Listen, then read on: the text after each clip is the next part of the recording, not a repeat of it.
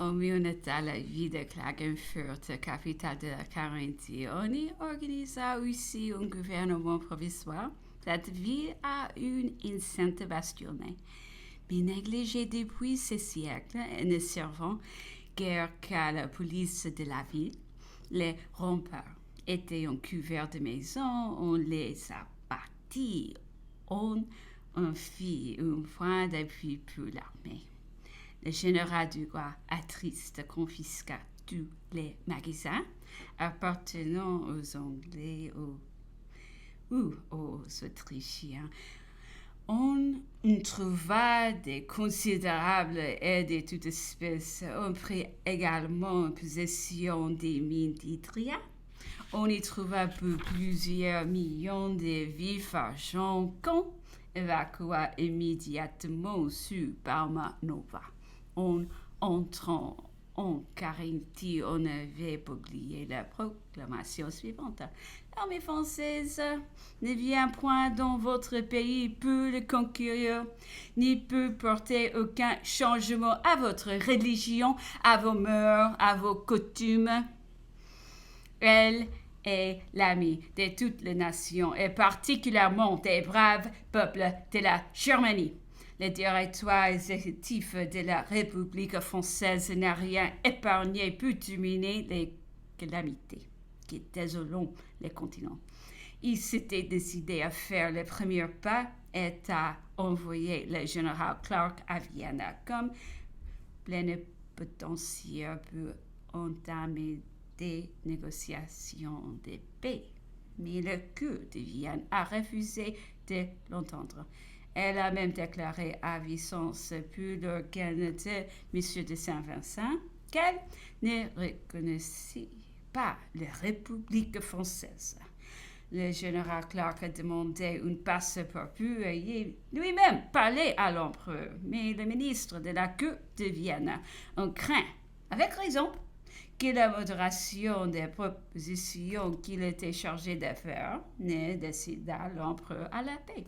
Ces ministres, corrompus par l'or de l'Angleterre, trahissant l'Allemagne et leur prince, et n'ont plus de volonté que celle de ces insulaires perfides, l'horreur de l'Europe entière.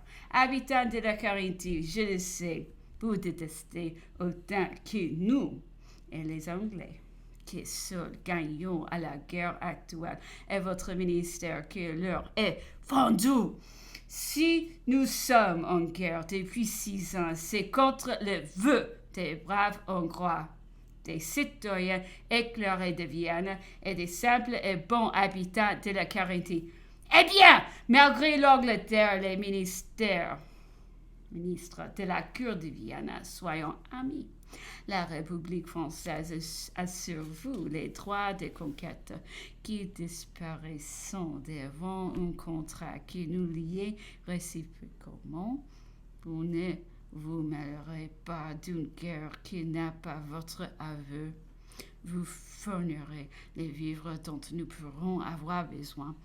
De mon côté, je protégerai votre religion, vos mœurs, vos propriétés, et ne tirerai de vous aucune contribution. La guerre n'est-elle pas par elle-même assez horrible? Ne souffrez-vous pas déjà trop, vous, innocentes victimes des sottises des autres?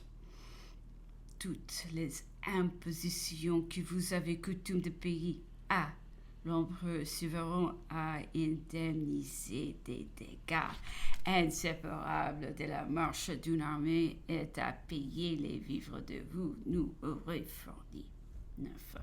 Immédiatement après la bataille de Tagliamento, le général français expédia l'ordre au général Joubert d'attaquer l'armée qui lui était opposée et s'emparer de toute le Tyrol italien, d'exécuter hardiment la marche qui lui avait prescrite et de pénétrer en Carinthie par les pousseurs. Le général Joubert entra en opération le 28 mars, passa la vision, battit l'ennemi, lui fit plusieurs milliers de prisonniers, passa la Tige, les battit à Tramin, s'empara de Bolzano, livra un nouveau combat à Clausen, força la gorge d'Innsbruck. Le 28 rejeta les troupes autrichiennes au-delà du Brenner et se dirigea sur le Carinthie après avoir fait éprouver beaucoup de pertes à l'ennemi. Elle lui avoir pris 7 à 8 000 hommes. Le général Gilbert montra du talent de la constance et de l'activité dans la direction de cette opération difficile. Les généraux d'Allemagne, Berger, Tillier et Dumas se distingueront. Les troupes montreront la plus grande intrépidité. 10. Ainsi, en 17 jours, les deux armées du prince Charles avaient été défaites. L'ennemi rejeté au-delà du Brenner avait reculé le Tyrol après avoir fait des pertes très considérables. L'Autriche avait perdu par Manova, place très forte et triste, et Fiume, seule porte de la monarchie autrichienne, la province de Goritz, l'Istrie, la Carniole, la Carinthie étaient conquises, la Save, la Trappe, les Alpes noriques étaient passées. L'armée n'était plus que 60 lieues de Vienne. Elle était fondée à espérer d'y arriver avant la fin de mai.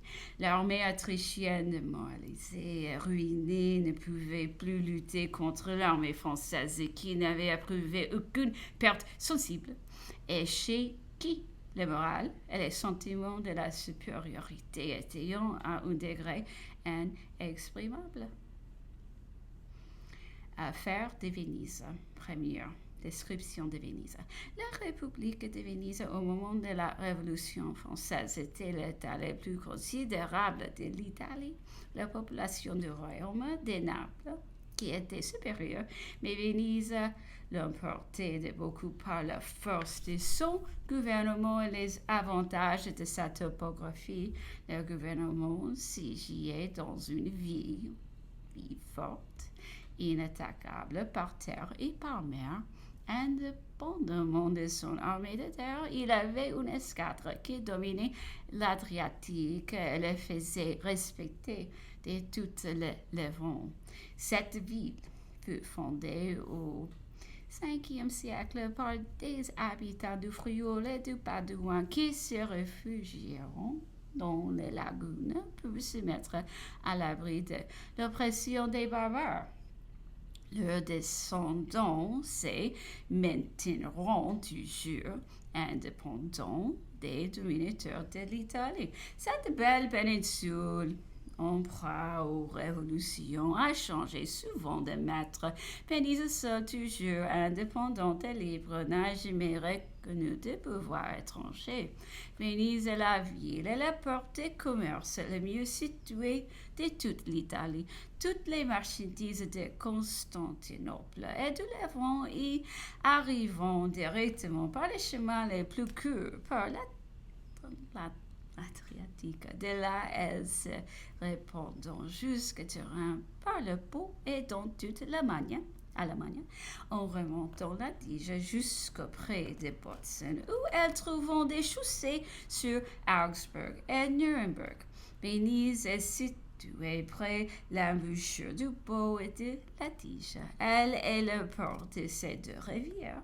D'un autre côté, elle communique par des canaux avec Bologne, de sorte que toutes les productions de la grande plaine d'Italie s'écoulent par Venise. Cette ville est le port de mer le plus près d'Augsburg et de Munich. La nature a fait Venise l'entrepôt d'échange du Levant et de l'Italie et de l'Allemagne méridionale. Avant la découverte du cap de Bonne-Espérance, cette ville faisait le commerce des Indes par Alexandrie et la mer Rouge. Aussi se posa-t-elle vivement aux opérations des Portugais. Elle équipa une flotte considérable dans la mer Rouge. Elle établit un arsenal des Aiguettes, des magasins près de Suez. On en voit encore des débris aux fontaines de Moïse. Les Portugais bâtiront ces flottes construites à grands frais et les Vénitiens vaincus devront renoncer à les arrêter dans leur succès des découvertes et des commerces. Les lagunes qui sont formées par les eaux de la Piave et de la Bronta communiquant avec la mer par 3 passages. La souveraineté de Venise résidait dans l'aristocratie de certaines familles inscrites dans les livres d'or. Le sujet s'est composé d'une population de 3 ou 4 millions d'individus répandus autour de Venise, dans les pays les plus riches et les plus fertiles du monde.